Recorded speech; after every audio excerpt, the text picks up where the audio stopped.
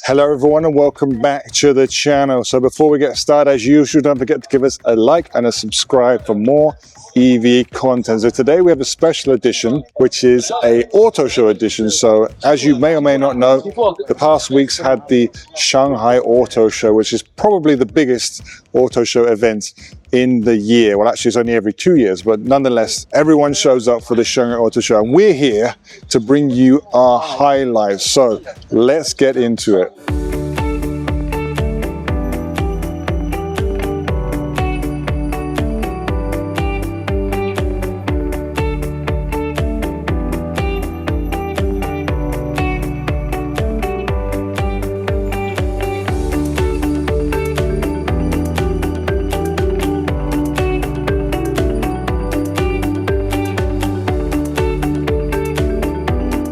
Okay, we're at the Zeekr stand now, and Zeekr had probably one of the biggest releases of the show in terms of product anyway, which was this Rolls-Royce Cullinan looking thing here at the back, which is the Zeekr 9X. So have a look at that, get a load of that. Get a load of that in your eye holes. Is that handsome enough for you? Is that big enough and bold enough for you?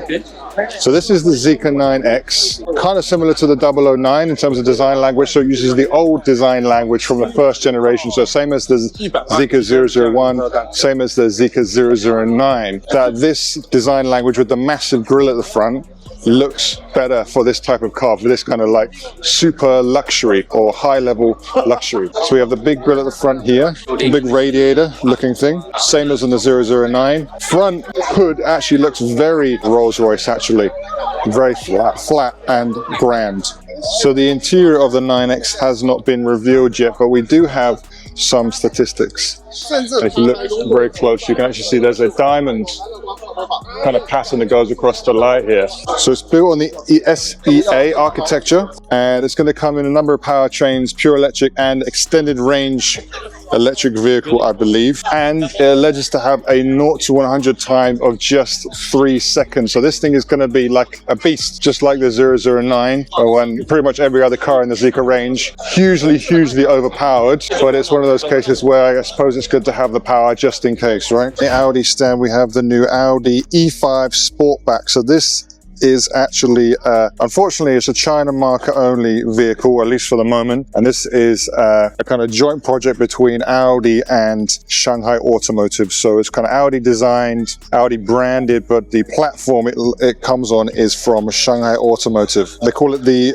Advanced Digitalized Platform, which is tailored for the China market, which have very high requirements in terms of tech, and if you see inside you will understand that. This has up to 579 kilowatts of power, 0 to 100 in just 3.4 seconds, and a range of up to 770 kilometers of CLTC, and that's probably with the largest battery as well. Look forward to seeing more about this. And how about that design? I don't know how you feel about this. Obviously they had to go in a different direction from the Audi with the 4 rings. This is the Audi with the 4 letters, but it doesn't for me feel at all Audi in the slightest. In fact, if you cover up the Audi, it's just a kind of Chinese brand. So I'm not really sure what the thought process was behind the design language here. It doesn't look bad. It doesn't look like a bad vehicle. It looks very nice actually. It's almost like a Tourer. I don't know, what do you think? Make sure you let us know in the comments. So inside the interior of the Audi E5 Sportback, so this is Audi's first production vehicle from its JV kind of brand Audi with Shanghai Automotive. So it's Audi kind of branded and designed, but has the underpinnings of the Shanghai Automotive. So this is not a concept car, this is a production car. Look at the screen in here, it's absolutely huge. I'm not a huge fan of long screens, I don't think they're very practical, and I think a lot of other brands agree. They've kind of gone with maybe a 2-screen layout or just a single screen. So this is 1 screen, we have a driver's cluster, and these are kind of 2, but actually they're together. I guess they can also be used independently. Here we have, I guess, what would be kind of an assistant, some kind of AI thing that can help us with our car commands as well as perhaps other things as well. This is all micro suede, and this is actually it feels very close because of where this screen is. This dash feels very close. There is no glove box down there, not what I can see anyway. So we have kind of a fake wood effect here. charging pads, and here we have a, usual stuff there. Here is another control panel we can use to change the screen, and then we have our quick commands, probably for music, or we can click these in. I imagine we'll change it to things like air conditioning or the fan strength, for example. So these are probably multi-function. What do you think of this interior? Is this somewhere you would like to sit? Make sure you let us know in the comments. So this is like a kind of like basically the chimney for the present day. Kind of like these mini vans, but it's got 2 rows, and they're not expensive either. They are probably, I want to say, less than 150,000 in the China market, so like sub $20,000 for one of these. Their battery packs are quite small, so in terms of range they're a little bit limited. So I think for most cases it's perhaps a weekend car or a second car. Standard colors here, we've got orange, white, a green, a blue, this cool special edition, and then over here we have a kind of retro style one. Actually, this is super cool. So this one here, we got chrome front end and mud guards at the back, blacked out windows. This is the cyberspace version. So this is the Fugelband. This is the retro. This is actually called the retro edition. And then we have the pièce de résistance, which is a pink fluffy one. And also the wheels are fluffy as well. So I'm not really sure how that would work when you go off-road. Look at that. It's not the only fluffy car this show, but that is pretty incredible. Fluffy wheels. I haven't seen that before. Does look very cute, eh? So we'll take a quick look on the Huawei stand. I'm going to go over here, and that is because Huawei recently released their new charger, which has a capable output of 1.5 megawatts, and that is because it's a liquid cooled megawatt charger. So we can see a little demonstration of how this works here through the glass. So this can add 20 kilowatts of energy per minute, assuming you have the capable batteries to do so, and it can sustain a maximum charging current for a continuous 15 minutes. Kind of 300 kilowatt battery pack, which you might have on a kind of like a light truck or a heavy duty vehicle, could have a full charge in just 15 minutes. So this opens up a lot of doors to, having more electric vehicles in commercial use and larger vehicles like trucks. So here on the Mazda stand, we have their newly unveiled EZ60, which is a joint project between Mazda and Chang'an. So more affordable cars and better electronic vehicle tech.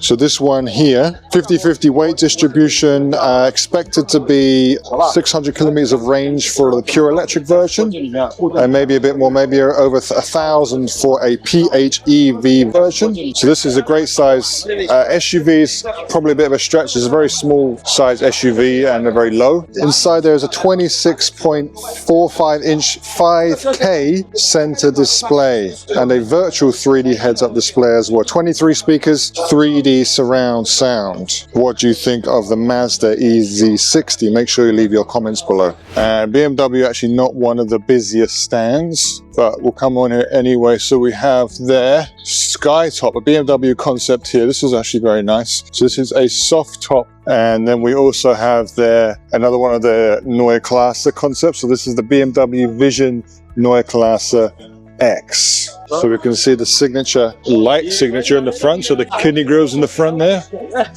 very BMW. So this is them bringing their typical design language into the era of electrification. Although it is quite small, huh? It's getting smaller. It used to be bigger, but now it's gone the other direction. So this is an X. So we've seen the Neue Klasse, the sedan one, which is kind of like their kind of 3 Series replacement, if you will. This is the X, so this is their SUV. This is a smaller one, but still fairly spacious. We're not going to be able to have a look inside today, but it looks, there's also woven cloth in there. At the back we have, I would say, the signature tail lights. So heading to the Neo stand, 2 pieces of information for Neo. We have the first kind of public appearance of its ET9. So this is their luxury flagship SUV, I suppose you'd call it. We have this Firefly on the stand. This is a special edition one with a storage unit on the top. Actually looks really good in person, this car. I think people are not happy with its 3 lights, but when you see the car in person, you realize it does actually work pretty well. Inside the Firefly, we have quite a small steering wheel here, and it's actually oblong shaped. It's nice though. The design actually is very nice. We have lots of soft touch materials. We have micro suede here. This is actually soft touch, which I wasn't expecting. And this color scheme is also very nice. It's kind of like a burgundy, like a deep burgundy kind of purpley color. It looks great. The seat position is actually really comfortable. This infotainment system is cool. You notice this pill shape they have everywhere. So this is their like one of their design language features. So even for the rear view camera, this is in a pill shape form. So everything is done in kind of pill shapes. So you can see if I do 2 fingers on the left, I can do my conditioning temperature. If I do it on the right, I could do the volume of my music. Also, 2 fingers to the left and right is the fan strength, so we can adjust that quickly. And once again, we have the pill shape in the mirror. So again, lovely design language features here. Let's have a look at the Xceed brand, which is actually a brand of Chery.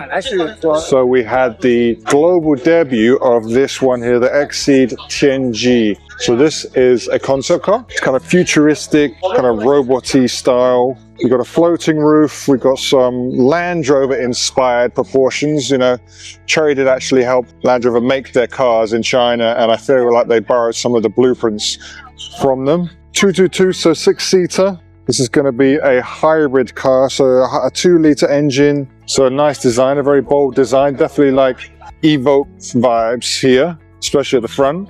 Probably could do with a little bit more going on at the front. She's very, very smooth. Part at the bottom there, very kind of empty part. On the Chery brand stand, we're going to go in here and we're going to go past all these ICE vehicles, and we're going to go to the back where everyone seems to be focusing their attention, which is on this. So this is the new QQ. So the QQ was actually a very famous car for Chery.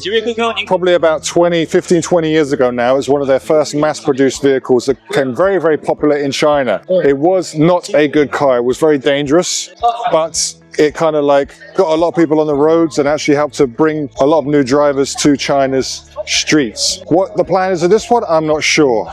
Let's take a quick look at the Chang'an stand. So this is their Avatr brand, and this is their newest car, which is the 06, which is probably their smallest car and probably most affordable car. This is actually really nice. I really like the size of this. It's kind of like a sedan, but it's not too low. And if we have a look inside, this is very typical of the Avatr brand. So we have a very long screen that goes across the front. I'm not a huge fan of that. And also we have the digital wing mirrors as well. And that steering wheel, not a big fan of that either, but otherwise a very nice interior. What do we have in the Mercedes stand? So we've got a lot of their cars here, trying to sell some cars. Mercedes, very, very, very big stand, including the AMG part over there. A couple of highlights from this stand are probably the electric CLA, which is over here. CLAL, so this is the long wheelbase version, probably made for the China market, or primarily for the China market. So the other highlight from Mercedes would be this Vision